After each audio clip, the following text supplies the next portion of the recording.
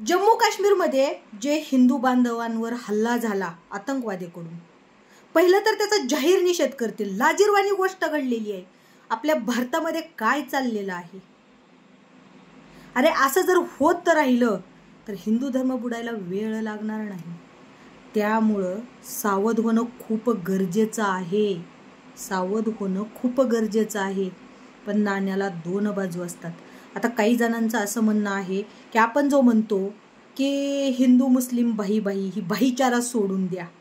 काही जणांचं म्हणणं आहे.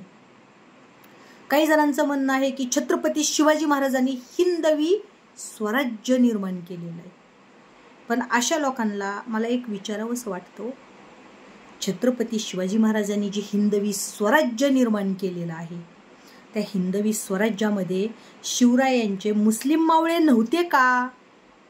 शिवरायांचे मुस्लिम मावळे नव्हते का? छत्रपती शिवाजी महाराजांनी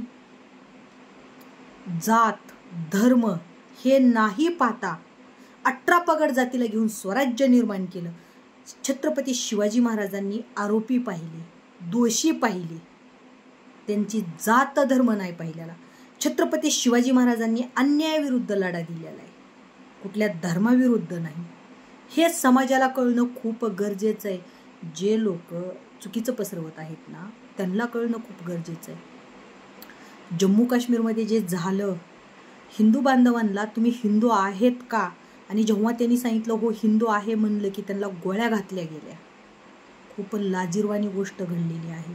पण एवढं सगळं घडलेलं आहे, मग मला एक म्हणायचं आहे, सरकार झोपलेलं आहे का?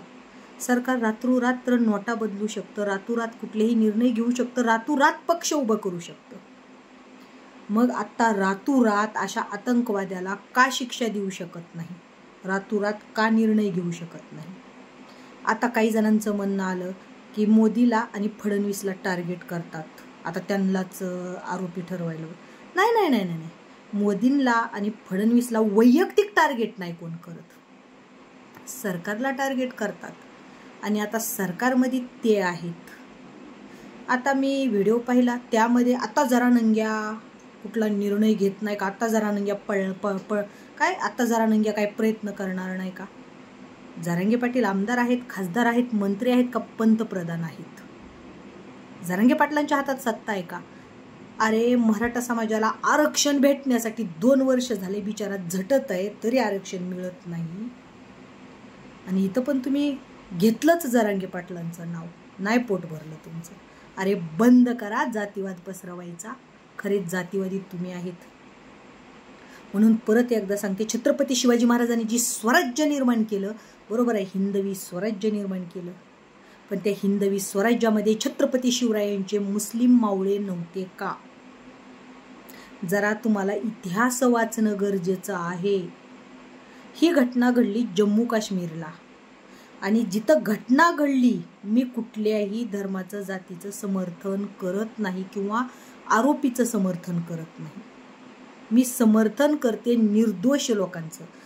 ज्या निर्दोष लोकांना तुम्ही ह्यांच्या घोट्यात घुसळून घेताय ना त्या, आणि तुम्हाला हेही माहीत असणं गरजेचं आहे, जम्मू काश्मीर हा आतंकवादी एरिया आहे, आतंकवादी भाग आहे. जम्मू काश्मीरमध्ये महाराष्ट्रातले मुस्लिम लोक गेलते का हत्या करायला? नाही ना. मग तुम्ही सगळ्यांनाच धरून कसं काय बोलताय की भाईचारा, हिंदू मुस्लिम भाई म्हणायचं नाही, आता तरी सावध व्हा. परत हे उदाहरण दिलं गेलं जुन्या बाजाराचं. तर तुम्हाला सांगते, माझं ऑफिस हे ते जुन्या बाजाराच्या शेजारीच आहे बरं का. जुन्या बाजारामध्ये पितळी देवाच्या मूर्त्या आहेत, भांडे आहेत, अशा काही सगळ्या वस्तू आहेत. पण तिथं जे सांगितलं जाते ते चुकीचं सांगितलं जाते. मुस्लिम लोकांचे पण दुकान आहेत आणि ते त्यांचे व्यवसाय आहेत. जास्तीत जास्त व्यवसाय करणारे मुस्लिम लोक आहेत. फ्रूट्सचे व्यवसाय मुस्लिम लोकांचे असतात. आता मारवाडी लोकांचे जसे किराणा स्टोर आहेत, मोठे मोठे फॅशनचे दुकान आहेत, तसंच अगदी त्याचप्रमाणे फ्रूट्सचे म्हणजे केळी, सेब वगैरे जी फ्रूट्स असतात, मला सांगा ते गाडे कुणाचे असतात व जास्त? हिंदूंचे नाही तर मुस्लिम लोकांचे असतात. कापड दुकानं, भांड्याचे दुकानं ही मारवाडी लोकांचे असतात. आणि आता पुण्यामध्ये जी किराणा, मोठे मोठे किराणा दुकानं आहेत, ते भैया लोकांचे आहेत. ज्येष्ठी ज्येष्ठेच्या परीनं व्यवसाय करतो. म्हणून आपण ते महाराष्ट्रात सगळेजण मिळून राहतात आणि जम्मू काश्मीरच्या त्या आतंकवाद्याला कुठलाही धर्म जात नसतो. त्या आतंकवादी लोकांनी तिकडं तसं केलं म्हणून आपण इथल्या मुसलमानांना शिक्षा द्यायची का त्या गोष्टीची? समजा आपण जिथं राहतो त्यांच्या शेजारी मुसलमानाचं घर असेल, आपण त्यांच्या ताटात खातो, जेवतो, बसतो, उद्या आपल्यावर संकट आलं तर ती आपल्यासाठी येतात आणि म्हणजे आपल्या शेजारी राहणाऱ्या मुसलमानाचं बोलते, त्यांच्यावर संकट आलं तर आपण त्यांच्यासाठी जातो. तुम्हाला एक साधं उदाहरण देते. माझी आत्या लातूरला होती, म्हणजे आहे आत्ता पण, आणि जुनी मस्जिद लेबर कॉलनीमध्ये तिचा मोठा बंगला आहे. तर अक्षरशः ते मुसलमानाचे लोक सगळे आमचे हिंदूचे सण ते साजरा करायचे आणि त्यांचे रोजे पण आम्ही पकडायचो. आणि आत्ता कितीतरी असे घरं आहेत. तुम्हाला माहिती आहे का, महागाई एकदा कीर्तन करताना मुसलमानाचा कीर्तनकार होता, त्याला कीर्तन करत असताना अटॅक आला. त्यानं हिंदू धर्म पण दुसरा एक आणखीन कोणता तरी हे आहे, कंटिन्यू तो हिंदू धर्मावर बोलतो, हिंदू धर्म खूप चांगला आहे म्हणून. मग आपण त्याला पण दोषी ठरवायचं का? आपण त्याला पण दोषी ठरवायचं का? खूप मोठा कीर्तनकार होता, कीर्तन करत असताना त्या कीर्तनकाराला खाली बसला आणि तिथंच अटॅक आला आणि त्याचा मृत्यू झाला. मला वाटतं 1-2 वर्षाच्या खालची गोष्ट आहे. त्या कीर्तनकाराचं पण काहीतरी नाव आहे. मग तो हिंदू धर्मातल्या पांडुरंगाच्या नावाचं नामस्मरण करत होता. तो मुसलमान आरोपी होता का हो? सांगा ना तुम्हीच, तो मुसलमान आरोपी होता का?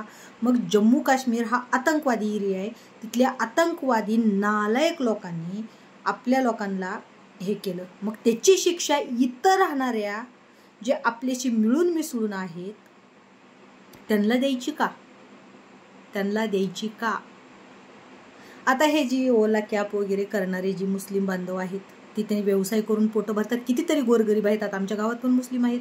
आम्ही त्यांच्या सणासुदीला जातो, ते आमच्या सणासुदीला जातात, ते आमच्या शेतामध्ये कामाला येतात, आम्ही त्यांच्यासोबत राहतो, खातो, सगळं करतो. आता त्या लोकांचा काय दोष आहे ह्यामध्ये? त्या लोकांचा काय दोष आहे? आणि राहिला विषय की जरांगे पाटील कुठलाच नाही, आता काय बोलणार नाहीत असं तसं. का नाहीत बोलणार? तिकडल्या आतंकवाद्यांनी भ्याड हल्ले केले म्हणून आपण इथल्या लोकांना शिक्षा द्यायची का त्याची? काय गुन्हे आहेत ह्या इथल्या मुस्लिम बांधवांचे? काय गुन्हे आहेत? इथल्या मुस्लिम बांधवांनी सांगितलं का त्यांना की तुम्ही अशा हल्ले करा हिंदूच्या लोकांवर? नाही ना सांगितलेलं. ते आपल्याशी मिळून मिसळून, जे आपल्याशी मिळून जात धर्म कोणता हे नाही बघता, जे आपल्याशी मिळून मिसळून आहेत, आपल्याशी व्यवस्थित आहेत, एकनिष्ठ आहेत, त्यांना शिक्षा का द्यायची? ते मुस्लिम आहेत म्हणून? म्हणजे जम्मू काश्मीरमध्ये आत्तापर्यंत कितीतरी अशा हल्ले होत गेलेले आहेत, आणि वरून काय बोललं जातं, जम्मू काश्मीर हा आतंकवादी एरिया आहे. जम्मू काश्मीर आतंकवादी एरिया आहे ना, तिथं काहीतरी रिक्स घेणं गरजेचं आहे. ती रिक्स जरांगे पाटील कसं काय घेतील कुठल्या गोष्टीची?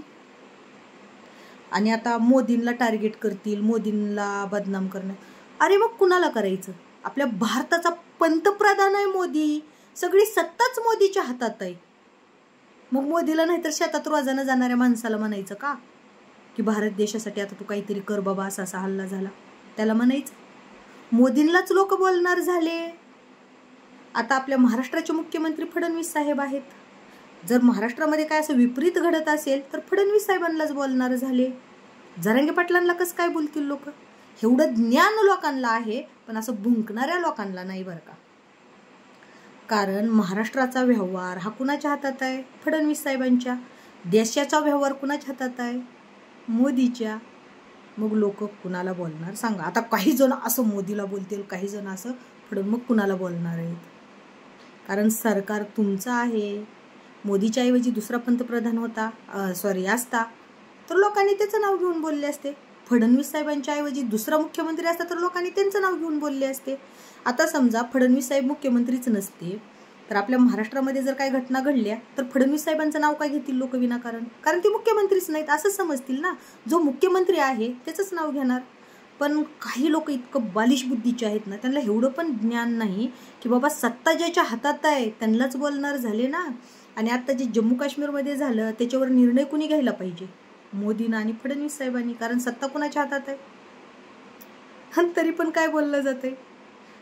मी पहिलं सांगितलं, मी गुन्हेगाराला समर्थन नाही करत, पण ज्या तिकडल्या लोकांनी गुन्हे केले म्हणून इथं जे आपले हिंदू धर्माशी मिळून मिसळून राहणारे जे मुस्लिम बांधव आहेत त्यांना शिक्षा का द्यायची?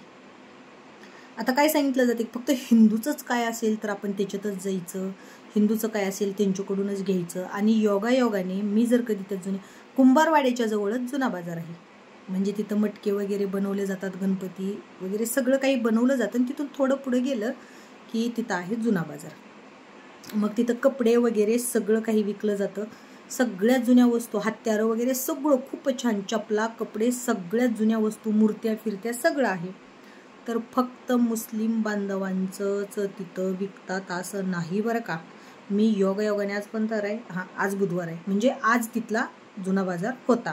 बुधवारी आणि रविवारी फक्त तो जुना बाजार भरला जातो. तर तिथं फक्त मुस्लिम बांधव नाहीत, सगळ्या जाती धर्माचे लोक आहेत. कानातलं नाकातलं विकणाऱ्या पण काही गोरगरीब महिला आहेत, त्या काही मुस्लिम नाहीत. कापडं विकणारे पण काही. आणि तुम्हाला तर माहितीच आहे ना, मुस्लिम बांधव हे जे आहेत, मुस्लिम धर्माचे बांधव हे व्यवसायातच गुंतलेले असतात. मग मी पहिलंच काय सांगितलं, फ्रूट्सचे वगैरे व्यवसाय त्यांचे असतात. मग ह्याच्यात त्यांची काय चुकी आहे? पोटासाठी कष्ट करतात, हे चुकी आहे का त्यांची? स्वतःचं पोट भागवण्यासाठी का? जर समजा महाराष्ट्रातल्या, आता समजा पुण्यामधल्या मुस्लिम बांधवांनी जर पुण्यामधल्या किंवा इथं महाराष्ट्रामधल्या मुस्लिम बांधवांनी जर विचारू मारलं असतं ना तुम्ही हिंदू आहेत का, तर नक्कीच मुस्लिम बांधव ते दोषी असते. पण जम्मू काश्मीर हा आतंकवादी एरिया आहे. जम्मू आणि त्या साईडला जास्तीत जास्त मुस्लिम बांधव आहेत, त्यांची बुद्धी विकृत आहे.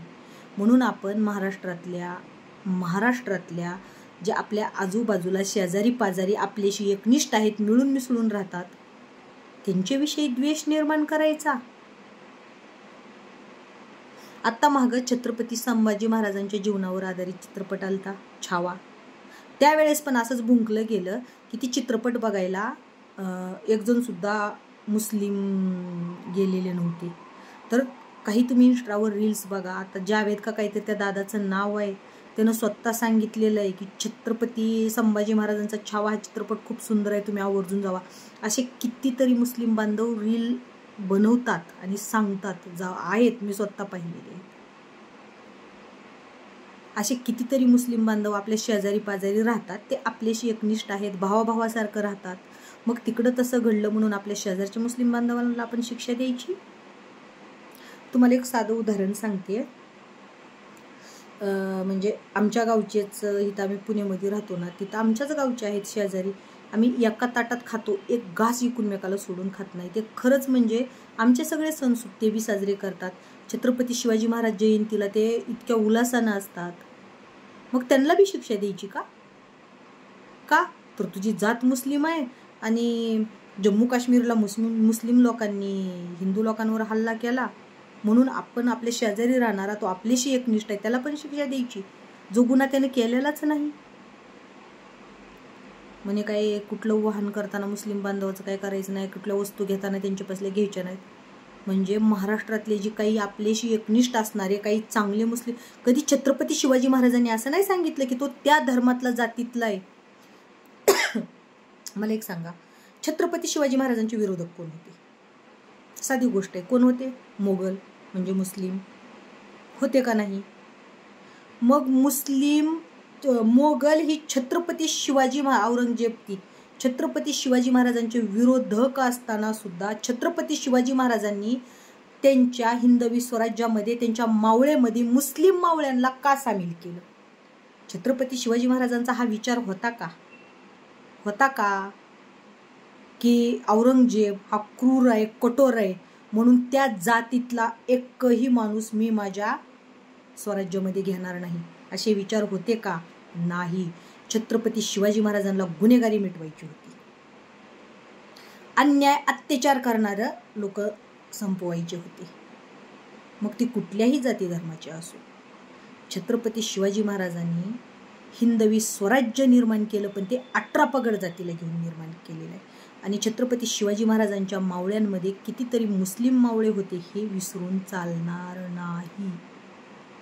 परत एकदा सांगते की जम्मू काश्मीरला जो हल्ला झालेला आहे हिंदू बांधवांवर, तर ह्याच्यासाठी जम्मू काश्मीरचे जे मुस्लिम लोक आहेत असे हल्ले करणारी, त्यांच्यावर कठोरात कठोर निर्णय घेऊन त्यांना पाकिस्तानात पाठवून द्यायला पाहिजे. पण जे महाराष्ट्रामधले मुस्लिम बांधव आहेत, जे महाराष्ट्राशी एकनिष्ठ आहेत, भारत देशाशी एकनिष्ठ आहेत, आपल्या महाराजाशी एकनिष्ठ आहेत, डॉक्टर बाबासाहेब आंबेडकर यांच्याशी एकनिष्ठ आहेत, आपल्या थोर पुरुषांना ते मानतात, आपल्या देवाधर्माला मानतात, ते आपल्याला जीव लावतात, अशा मुस्लिम बांधवांना का शिक्षा द्यायची? त्यांचा काय गुन्हा आहे?